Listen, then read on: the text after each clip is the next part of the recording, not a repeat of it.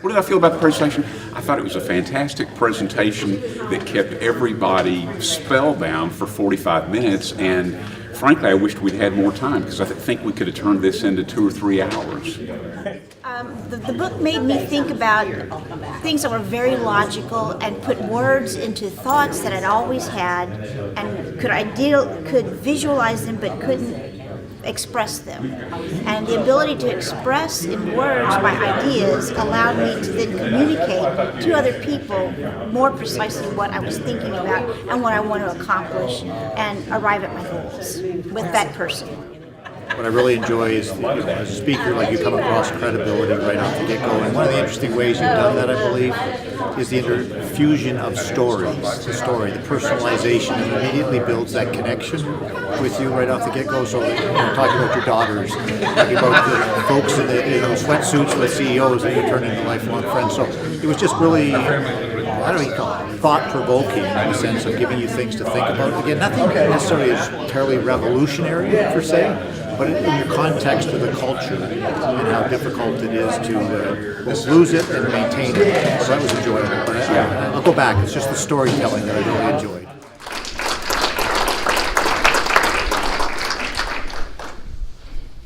Okay, if you don't mind, I'm going to be all around here. This will make your seats look a lot cheaper than they used to be. One thing before I start, I also serve on the Plano ISD Board of Trustees, so you could recognize me too there. But we have this a program like this, our mayor's internship program. I can't tell you how important this is. When I ran for the school board in Plano, it's kind of hard to run for a school board that's one of the top in the state and one of the top in the country. We rank about 70 in the US out of 16,000 school districts. And so we rank pretty high there. And so when you run to that school board, the first question you have to ask or answer is why? I mean, what's wrong? Why do we need to change? The problem is that when we look at the education in the US ranks number 24 in reading, 24 in science, 38 in math, 13 in problem solving. Programs like this help our kids know how to face the world. And it is so important because we're shielding them. They're in a bubble, in school. And programs like this make them understand what's waiting for them outside of school. I'll tell you one short story. When I started actually teaching in UT Dallas as adjunct, I was told by other faculty members that I need to pay attention to students' evaluation. And first I thought, I got time before I write their evaluations. And they said, no. Students' evaluation is how they evaluate you so that we will keep you here teaching. I said, okay, I understand. I got this. And right before I went to my first class, I was told by somebody else from faculty, don't forget, students' evaluation, very important, very critical. Got it. Walked in the first class. I got the student. This is the graduate school, okay? And I get this group of students, and I walked into the classroom. I introduced myself. My name is Yoram Solomon. I'm going to teach you technology and industry forecasting. And I was told that I need to pay attention to your students' evaluation. Then I paused, and I waited. And what I saw was if they were seating normally first, after I said that, they went like this. And you could see the look of entitlement. You could see that they realized that they are in control of my future and not the other way around. I let them bask in this for about 10 seconds, and after 10 seconds I said, so I just want to reassure you, I am working as an executive vice president of corporate strategy for a public technology company. Because it's a public company, you can find my salary online, so I'm not telling you anything you cannot find for yourself. I make $200,000 base salary plus options plus bonuses. The university pays me $5,000 to teach you. I couldn't care less about your students' evaluation. All I care about is that when you graduate, you are ready to work for an asshole like me. And that's important. So really, everybody here that can take an intern, please see the mayor or anybody he designated for this. It's critical for our students, for your students, all of them. Why am I doing what I'm doing? So it's kind of funny because right when I graduated, I got my PhD. We came home, my younger daughter had a friend over. She was about 9. She had a friend over, and her friend said, "Where have you been this summer?" And my daughter said, "Oh, we went to Minneapolis. My father just got his doctoral degree. We came back from his graduation." And so she asked, her friend asked, "Oh, really? So your daddy's a doctor?" And Shira, my daughter, thinks about it for a second, and she goes, "Yeah, but not the useful kind." So, when I did my research, when it was time for me to work on my dissertation, I needed to find a topic. And I had all kinds of topic ideas, from forwarding emails and stuff like this. And I was running it by my mentor. And everything that I said, he kept shutting down. He kept shutting it down. And at some point, I started getting pretty annoyed. And he asked me, "Tell me, what pisses you off?" And at that point, he was pissing me off. But I told him, "You know what? See, I worked for a lot of startups. But at that time, I was working for Texas Instruments, a company with 35,000 employees. You may have heard of them." I said, "You know what pisses me off, really? Why are people so much more creative when they work in startups than when they go and work in mature companies?" Then there was a pause. And on the other side, he said, "I think we have a topic." I spent the next 2 years trying to understand why are people so much more creative when they work in startups than when they work in corporate America. I found the answer. And one of the annoying things is people come to you and say, "So what is it?" And I go, "Well, I spent 2 years on this. I wrote 348 pages of dissertation. It's not one sentence." And then I found it's not only that it's one sentence, it's actually one word. And I'll tell you about this word. That's what we're going to spend time for the next 2.5 hours. We're going to talk. But if you ever saw a TED Talk called Start With Why, Steve Sinek, Start With Why, he made me think about what my why is. And my why is up there. I really believe that every company has the potential of being the most innovative company in the world. Let's find what's stopping them. You will be sipping from the fire hose today, I warn you. I'm not going to tell you much about myself. You can read, you can find me, Google me. One of the names that I work under is the Corporate Innovation Academy. Think about the acronym for a second. As it turns out, this acronym was used by others. But to make sure that I differentiate myself, I designed a logo that looks completely different. I'm going to skip this one. Peter Drucker says that there are only 2 purposes for a business. One is marketing, the other is innovation. That's it. To kind of put things in perspective, I want to talk about what innovation is. So the best definition that I have is the one that comes from the Patent Office. And the Patent Office says if you want to innovate, something is innovative if it is 1, new, 2, useful, 3, feasible. So if a company can come up with things that are new, useful, and feasible, that's an innovative company. Now, innovation, we think of Apple, we think of products, but innovation can be in products, processes, services, and business models. Finally, there is incremental innovation, and there is radical innovation.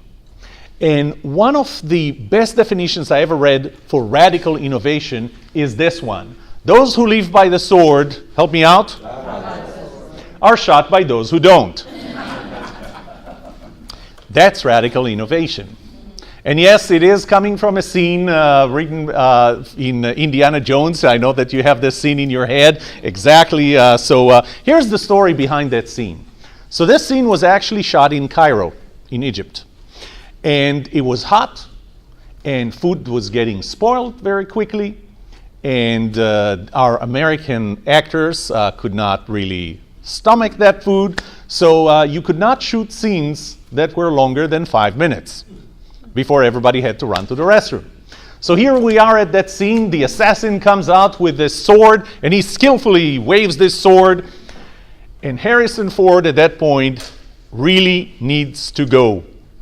He really needs to go. Here's what the script says. The script says you reach out to someone standing next to you with a sword, you pull out his sword, and you fight to the death of the assassin. But Harrison Ford needs to go. And he realizes also that he went into the scene with a revolver in a holster. So he pulls out the revolver, he shoots the assassin, everybody gets a good laugh, he runs to the restroom, the director decides to keep the scene. Like that.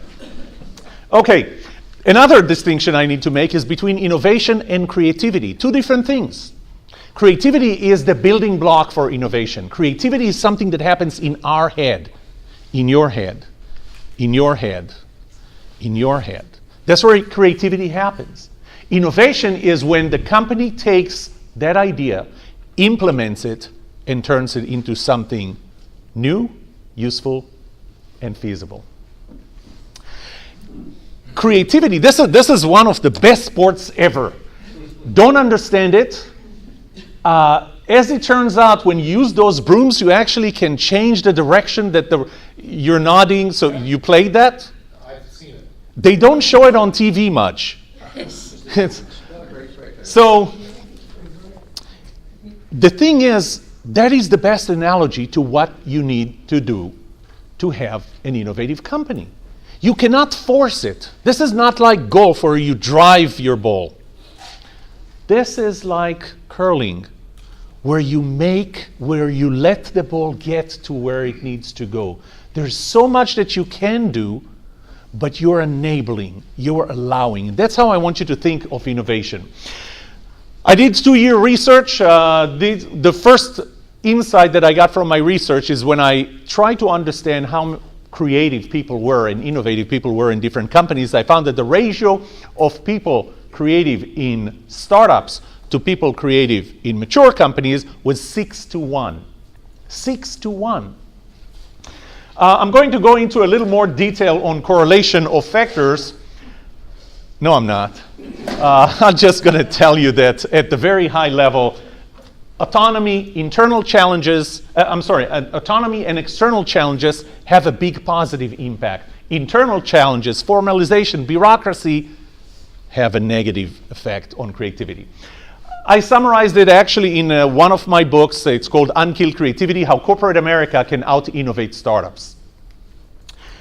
There are 3 levels. Things have to happen in 3 levels, not just one. It has to happen at the leadership level, the relationship between a leader and an employee, at the team level, between us at the same team, and at the individual level. That was easy to say. At the individual level, what I found, one of the talks that I gave the most last year is, why do you get your best ideas in the shower? And actually, I describe in this book as well, the neuroscience and psychology of idea creation in our head. Specifically combinational creativity. But we're not going to talk about that today. We're going to talk about teamwork and leadership, and we're going to get to that one word that I promised you. And first of all, I already pressed this, so does this picture seem familiar? United Airlines taking a passenger off the plane. And you remember what happened there. Do you know how United Airlines solved this and made sure that this never happens again? What did they do? They announced they weren't going to oversell their planes anymore. They created a policy, no more overselling planes. I don't believe they do that. But they did something else, and then they said, there is the threshold. Once you cross the threshold into the airplane, you will not be taken off that flight. If you're still in the gate, we don't care. We'll take you off that flight. Doesn't matter that you have a boarding pass. They solved it through policy. How good does it work? Apparently, they didn't have a good policy for how do you make sure that dogs fly. 3 times in the last 2 weeks. Well, then one day I read a headline of another article, and the headline said Southwest Airlines took a passenger off a plane. And the first thing that went through my head is the same thing that goes through your head right now. Really? Southwest Airlines? I mean, I can understand United, I can understand Delta, I can understand American. Is there anybody here from United, Delta, or American?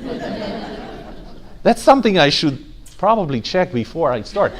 But really, Southwest Airlines?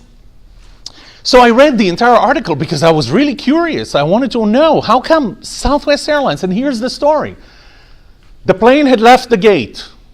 Then it stopped. The pilot, at his own discretion, turned the plane back to the gate. And as he turned it back to the gate, the flight attendants asked one of the women sitting in that plane, one of the passengers, to follow them to the gate. They got her off the plane. At the gate, they told her, please call your husband. Here is what happened. Their son, 24 years old, in Denver, had just suffered a head injury. Husband tried to call her, but she already turned off her phone. So he called Southwest Airlines. Southwest Airlines connected them with the gate. The gate called the pilot. The pilot, at his discretion, turned a $50 million 737 that cost $20,000 an hour in maintenance and fuel, turned it back to the gate. They booked her on the next direct flight to Denver, got all of her belongings flying over there, booked her in a hotel, arranged for ground transportation to take her straight to the airport, all free of charge. Southwest Airlines took a passenger off a plane. And you get to wonder, why? Why are they so different? And in order to understand that, I started reading their mission statements. So here's the mission statement for United Airlines. Every day we help unite the world by connecting people to the moments that matter most. Right. Maybe not so much during the flight. Delta Airlines, helping more than 160 million travelers get to the places they want to go to each year. How lofty is that? American Airlines, we're dedicated to make every flight you take with us something special. You know who does not have the... Everybody here has the passenger at the top of their list, right? The passenger is the most important one, except we don't feel it. One airline does not have the passenger on top of their list. Southwest Airlines, our people are our single greatest strength and most enduring long-term competitive advantage, said by their CEO. Nothing about the passengers. It's about just one thing, one word. Culture eats strategy for breakfast. It's all about culture. And yes, it is not Peter Drucker. Peter Drucker did say it, but he was not the first one. For the life of me, I cannot find who said it first. Doesn't matter. Let me take this story closer. Texas Instruments. Anybody from Texas Instruments here? Okay, I'm not going to say something bad about them. I worked there for 7 years.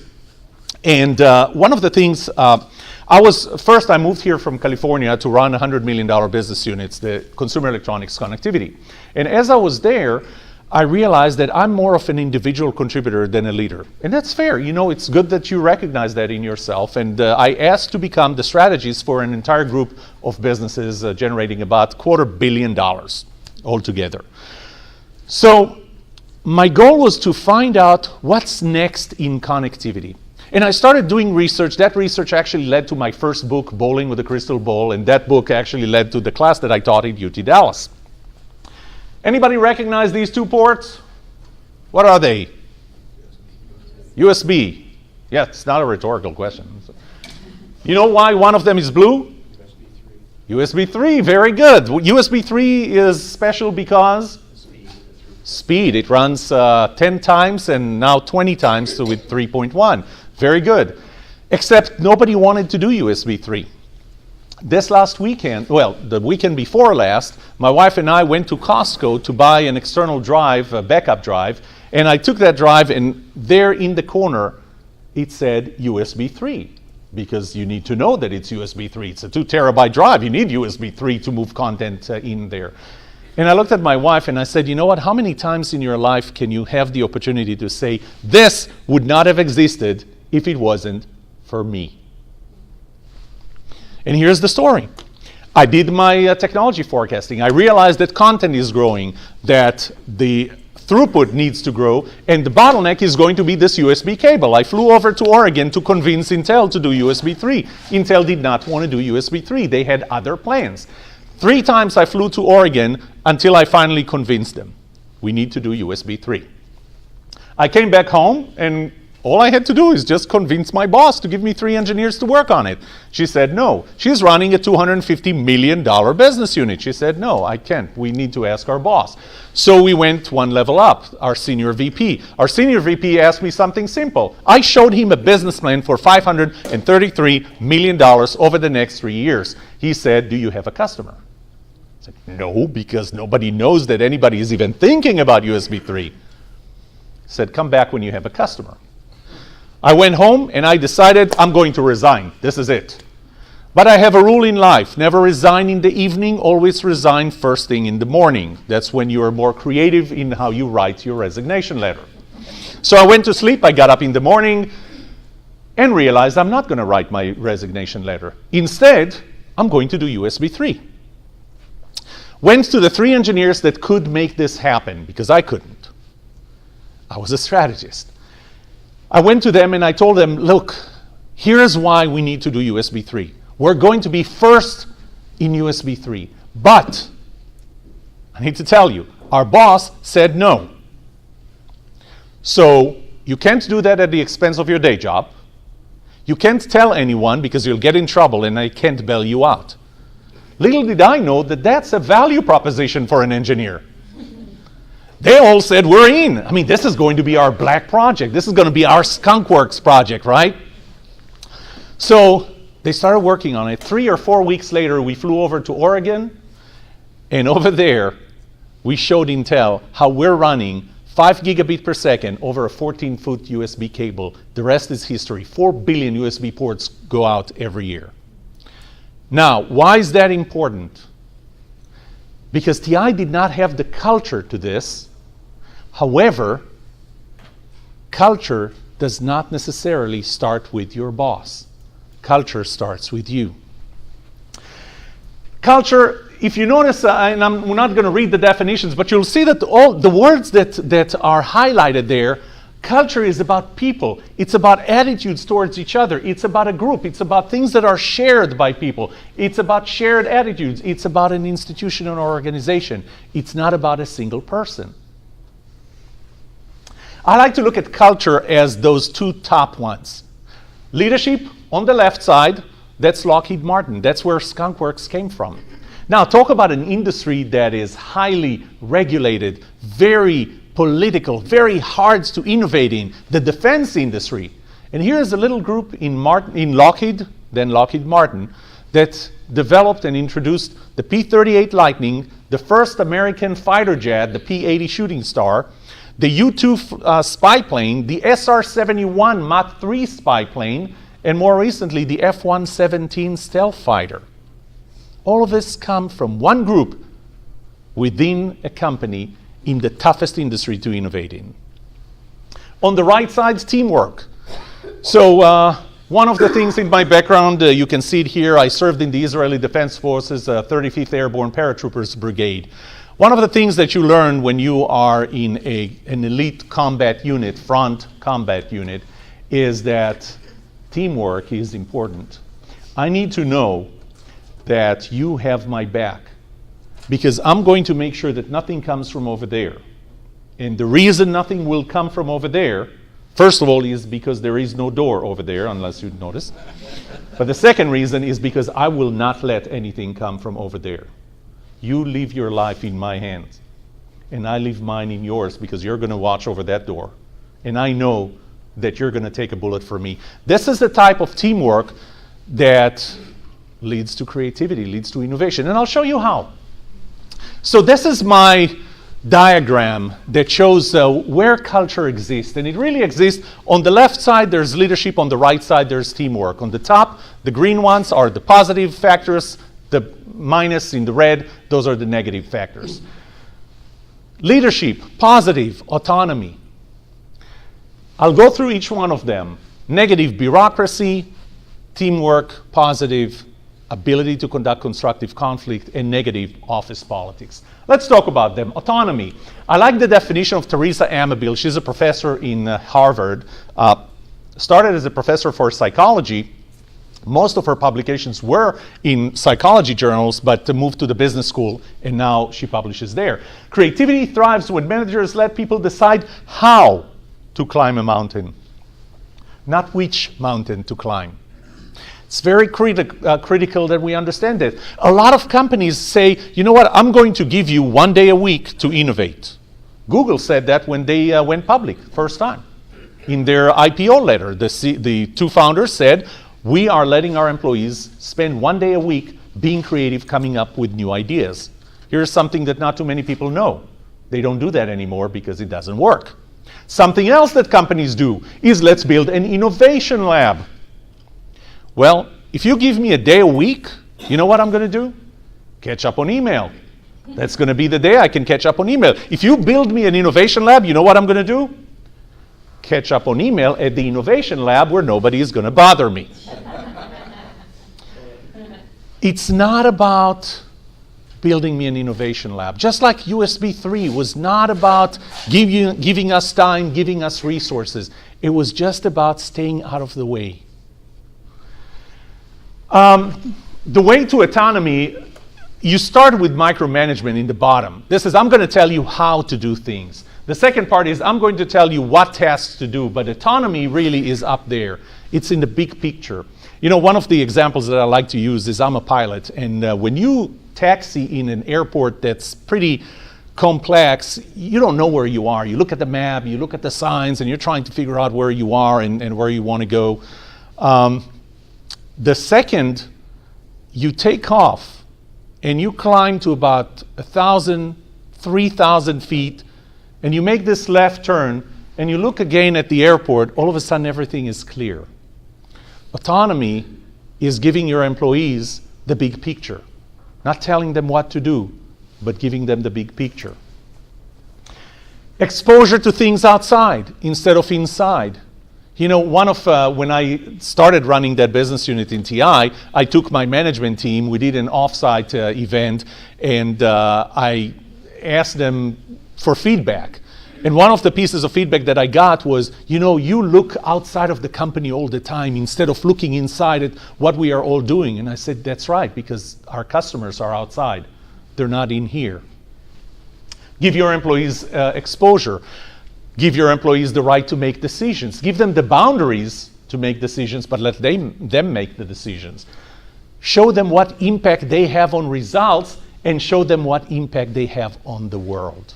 How what you're doing is going to affect the world. When I went to those 3 engineers, I told them what impact they're going to have on the world by having the fastest connectivity system ever. Bureaucracy. I like this source. Bureaucracy is the overuse of process, policy, and formalization to gain power and or replace individual common sense. Here's one of the problems that we face. We create so many policies and laws, frankly. I remember my first week in law school, I realized that there is a legal bar and there is an ethical bar. What do you call things that are, you know, if the worst things are below and the best things that you can do are above, what do you call the things that are below the legal bar? Not a rhetorical question. Illegal, thank you. What do you call the things that are above the ethical bar? Above the ethical bar. They're ethical, they're good, they're just good things. What do you call the things in between? Life. The what? Life. Legal but unethical. Loopholes. Kind of, you know you shouldn't be doing this, but you're going to do that because it's not illegal, right? This is Enron and WorldCom pre-Sarbanes-Oxley, right? Some of the things they did were illegal at the time, but most of what they did was not illegal. It was unethical, but it was not illegal. So what do we do in response? We create more policies. We create more laws. The thing is, the more laws we create, the more we substitute our own common sense in making decisions. That's what happens with bureaucracy. Constructive conflict within the team. Aristotle said something that I really liked. It is the mark of an educated mind to be able to entertain a thought without accepting it. It's our ability to argue and raise our voices and use our outside voice And there's a story, I remember once going to an Einstein Brothers, and there was a couple of Israelis. They were sitting near the window, and they were arguing. Now, I'm the only other person in that restaurant at that time that can understand Hebrew. And they're doing it in Hebrew, and they start yelling, and before you know it, people are starting to move and building some kind of a demilitarized zone around them. And as they're moving, I realized this was not a personal fight.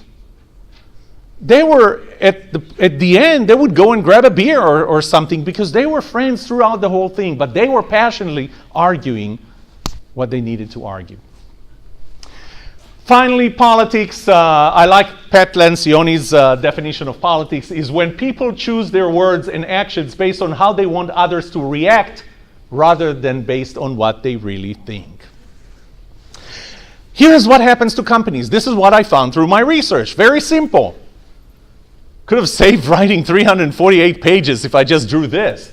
You start with a culture that has innovation and autonomy, and you end up, when you are large, you end up losing that culture. Now, one other thing that happens is if you go beyond a certain level of losing that culture, there is no turning back. Now you're starting to lose market share and revenue and profits. And you can't manage your way out of it. And at the end, you cross that viability line in the wrong direction. Something that happens to smaller companies, the opportunity to smaller companies is actually maintain your culture. So, all of a sudden, one day, as I'm working with some of the largest Fortune 500 companies, I worked with AT&T, Northrop Grumman, and many others, and one day, even Walmart, and one day I get contracted by a startup. And I thought, what do I have to add to you? Do you not have a culture of innovation as a startup? I said, oh no, we do. We just landed an $11 million investment. We're hiring 80 people and we're afraid that we're going to lose this culture. Help us keep that culture. So this is something that you don't need to only worry about when you're a large company, but also when you're a small business and you're growing. Why do you lose your culture? The first thing is you lose your autonomy. I can't give you autonomy anymore. We used to be just the 4 of us working, or just the 6 of us here working in our company. But now we have all those people, and I don't remember all of their names too. So the only way we can manage this is if we start writing policies and everybody follows policies. So we have more bureaucracy. The other thing is we're losing our ability to conduct a constructive conflict. We can't argue anymore, because now we're big enough, we have deep enough pockets, and John, if I'm going to start fighting with you, the next thing I know is you're going to go to HR and you're going to tell on me, right? And the next thing, this goes into my file, and if not, I actually get fired. So, we're going to kind of scale it back. We're going to have the politically correct argument where we are going to have the meeting before the meeting. We're going to have the meeting after the meeting. We're just not going to have the meeting during the meeting. I want to show you that it's really a pyramid. And it starts in the top with performance. This is what we're focused on. We want to have best performance. And what performance means, as it turns out, research showed that innovative companies have 6 times the market share, 6 times the revenue, 3 times the profitability than the average company.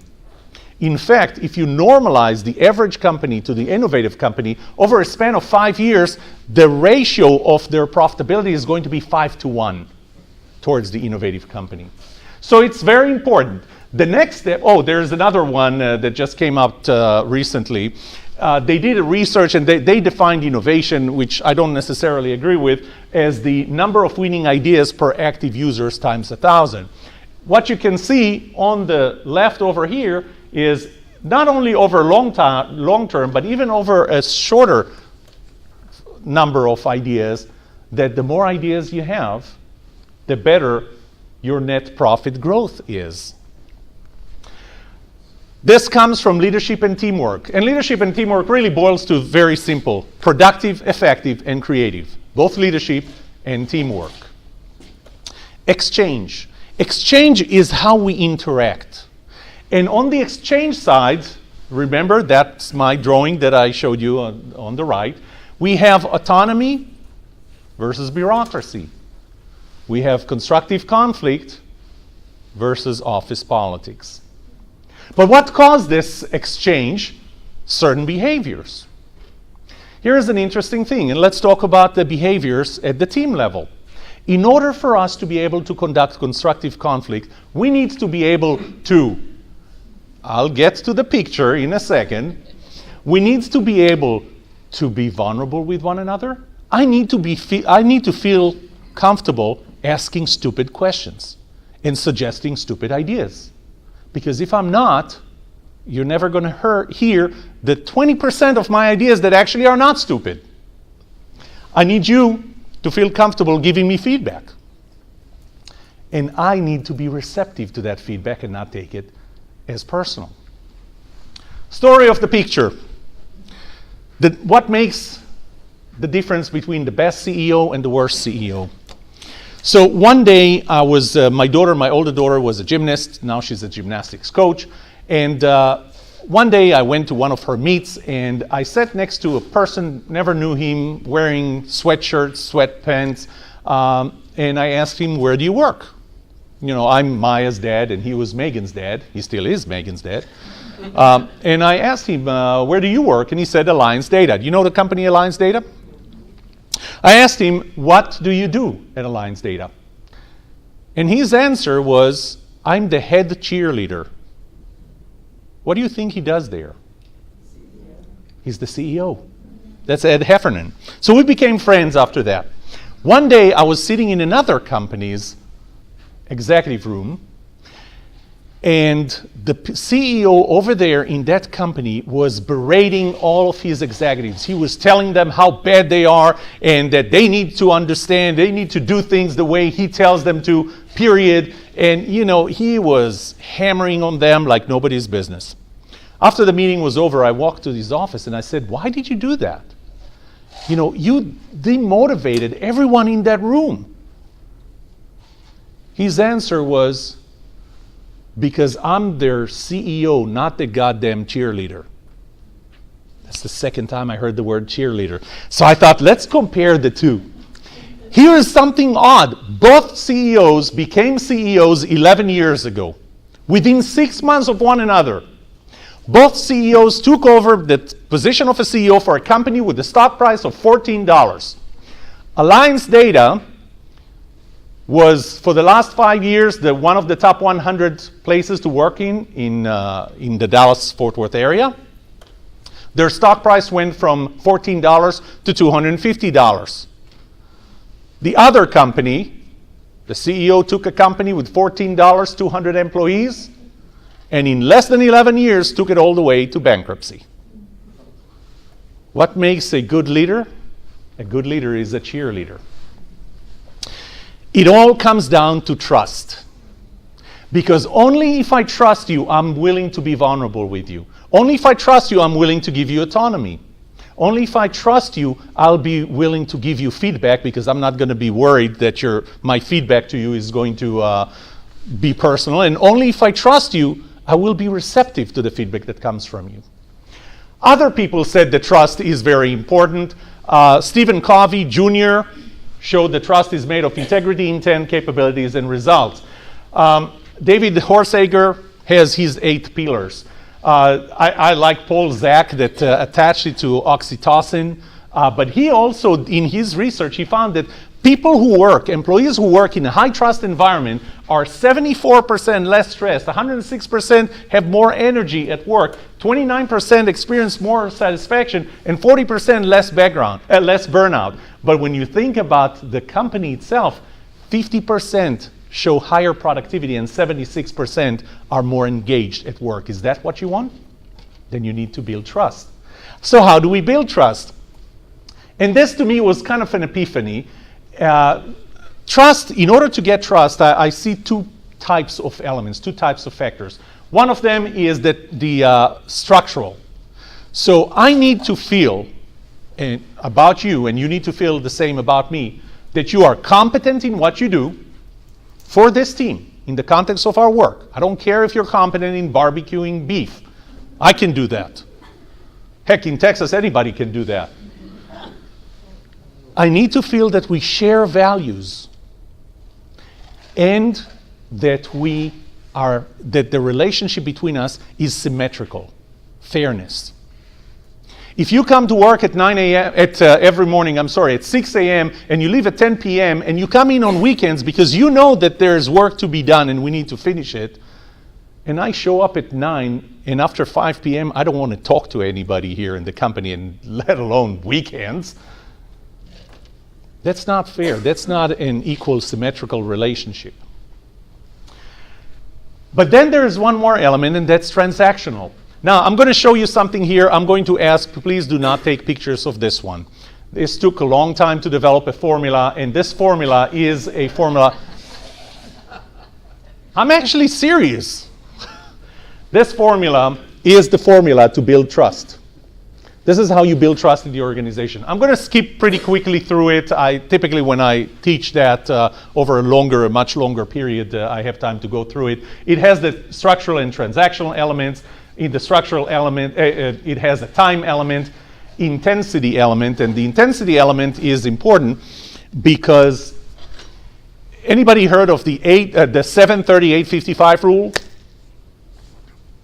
No. So there is an element of likability, and we tend to misuse this and talk about communication, but likability goes 7% through the words that we use, that's W, 38% through our tone of voice, that's T, and 55% through our facial expression, that's F. So the acronym can help you remember it. I know it takes a while. Words, tone, facial. Stay with me. The second part is, or the last part here, is the positivity of our interaction. So again, I'm not going to go too deep into the formula. One of the things that I'm working on right now is actually an app. Peter Drucker did say this: if you can't measure it, you can't manage it. So I'm right now working with another company to build an app that would allow companies, employees within companies, to track the development or how we destroy trust in that company. I'm not going to take you through those charts. One of the nice things that comes out of it is it gives you a little chart that shows you who's the most trustworthy in a team, who's the least trustworthy, who's the most trusting person in a team, who's the least trusting, and if there are any strife or any other things happening between organizations. I want to finish with giving you a few tips, and then we'll open it to questions. Tips for building trust. Put the right people together in a team. I know, we put people because of their technical competence, right? We need a programmer that can write in COBOL. They're still out there. You would not believe that was that word. We need COBOL programmers was why I ended up being on the school board. Long story. But you know, we hire them because of their technical skill. I'm sorry, you need to hire them because they're the right people for this team. You can put them together in a team and it's going to work well. Spend more time together. Time is a big element. Have more face-to-face meetings. On face-to-face meetings, good night, Uncle. Take care, nephew. So he's my great uncle. Spend more time together. You know what? For the lack of better words, and I'm sorry, I'm Israeli, I'm very direct, I don't screen what I say very well. Get your ass out of your seat and go visit with them. Don't do it over the phone. Don't do it over email. Team building. One of the first things that got cut when you're cutting costs is let's not have those boondoggles, right? They're not boondoggles. They're building trust, especially if don't go play golf. I'm sorry, golf does not build trust. But there are a lot of activities that you can do that are team activities that will build trust. Co-location. You know, we're a global society and, you know, you can have offices all around. But you know what? The furthest your people are, the longest it's going to take to build trust between them. I like to have ground rules for a meeting, so I like to use the compass analogy. I really had to rape this into having the NWSE, but nothing is personal in a meeting. We need to establish this when we go into a meeting. Nothing is personal. We are all equal in this meeting. Nobody here is the boss. If somebody is the boss in that meeting, it's not going to work. What happens here stays here.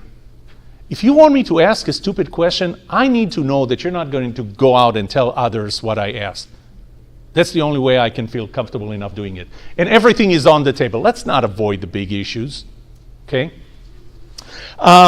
Productive meetings, say. Here are 3 things I want you to say. First of all, repeat after me.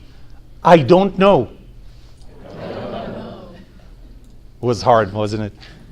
Say, I don't know. If you don't know, say, I don't know. Don't just be quiet. Say, I don't know. Who maybe the other person doesn't know either. Maybe it's something we need to find out. Maybe you're going to find out something that you should have before.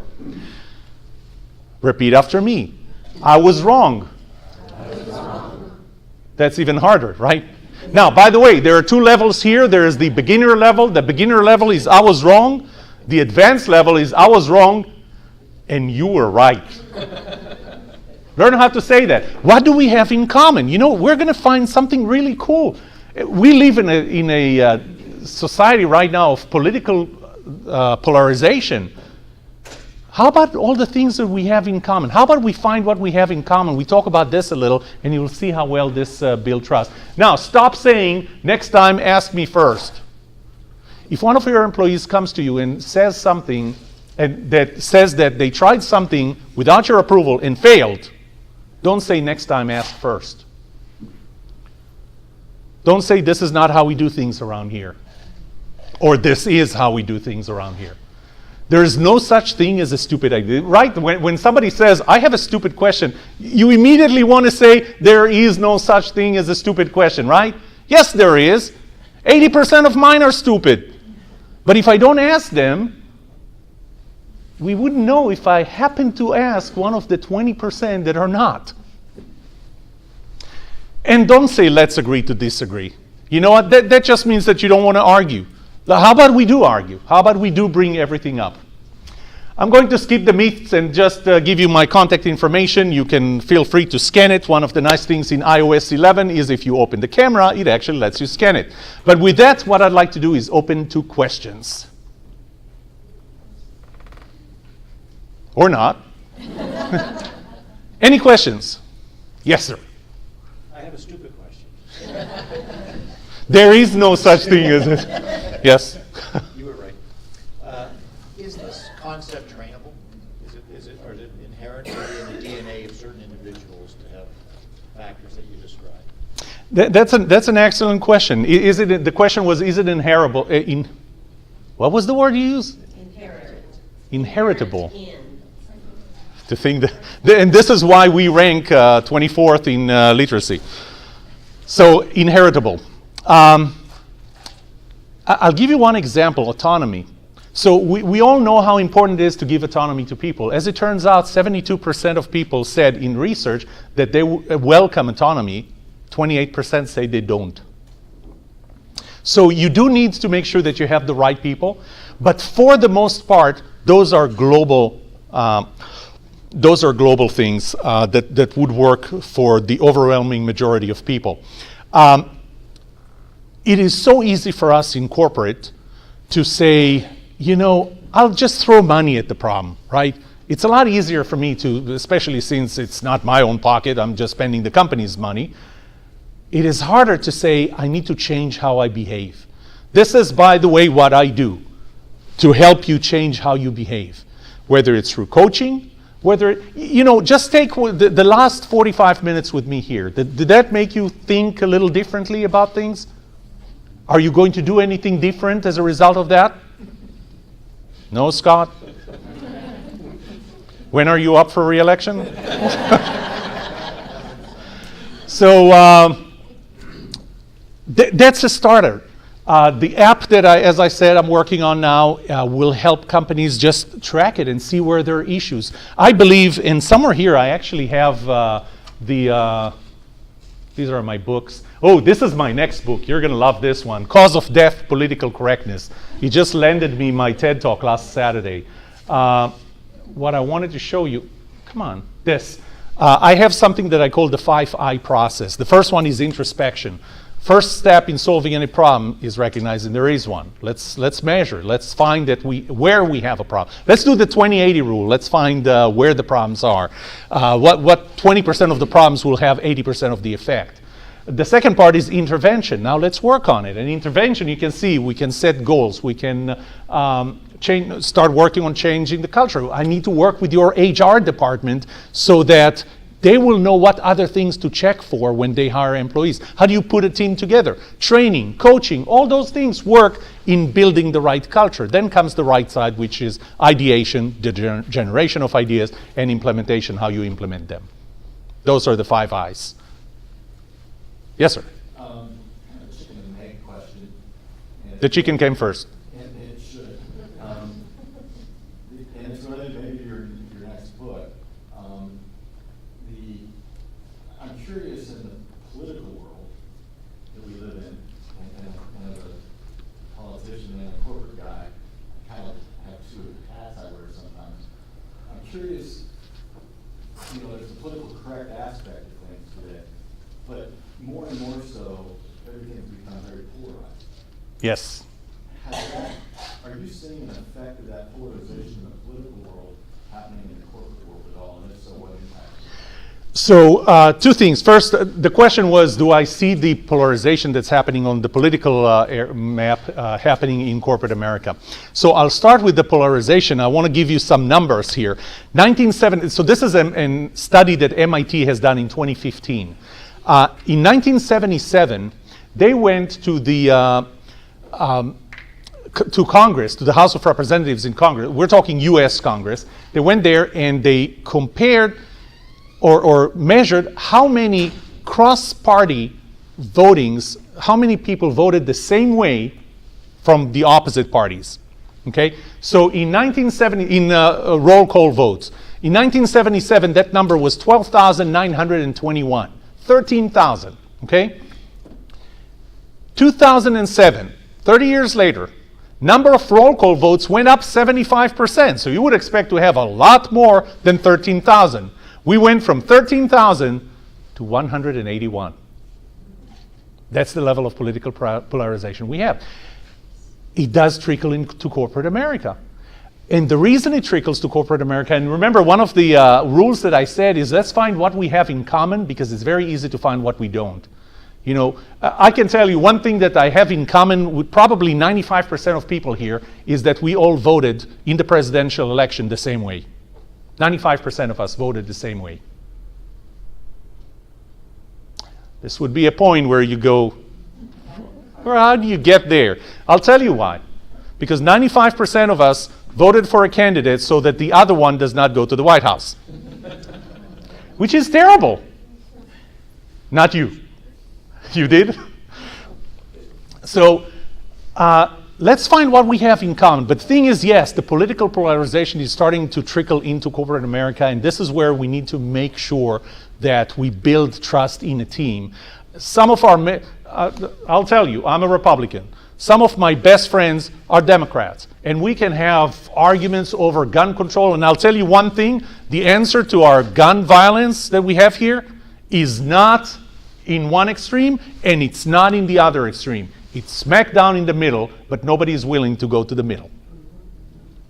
Yes, any other questions? Let's take one last one before you can go. Yes.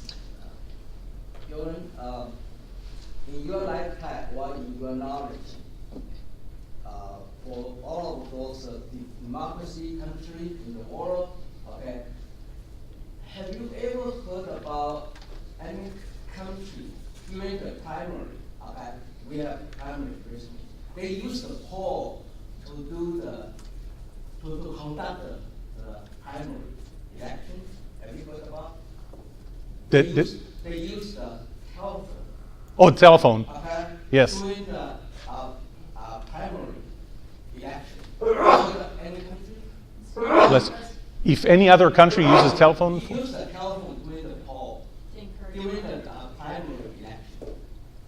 I think it When happened. you go to the primary, we vote, right? Yes. Yeah, okay. But do you hear any other country in the world, they use the telephone automatically to conduct? Oh, robocalls? Yeah.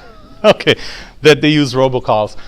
Yes, many countries do that. Unfortunately, that's one of the downsides of technology, but I'm not going to go too deep into that. I really wanted to talk about culture of innovation. With that, I know that we're starting to go over time, so I thank you, and back to you. Thank you.